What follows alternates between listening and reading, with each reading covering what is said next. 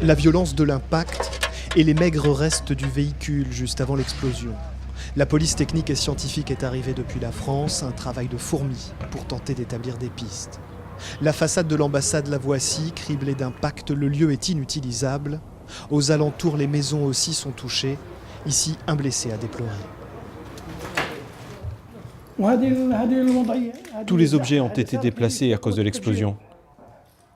C'est la même chose dans le couloir et même chez nos voisins.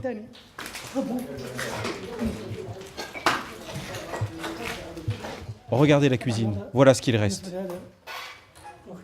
À l'entrée de l'ambassade, une dizaine d'enquêteurs et un vice-procureur dans cette voiture, dépêchés depuis Paris. Moins de 24 heures après les faits, le parquet antiterroriste est à l'œuvre. Les employés de l'ambassade se disent perplexes. J'avais toujours peur. Pourquoi ? Peur que ça saute. À mes collègues, je leur disais, c'est un de ces quatre, ça va sauter. Personne n'est à l'abri. Ni les diplomates, ni les fonctionnaires, on n'était pas à l'abri. Et je savais que ça allait sauter, je le savais. Pourtant, il y avait des mesures de protection qui étaient prises depuis plusieurs mois. J'avais pas confiance.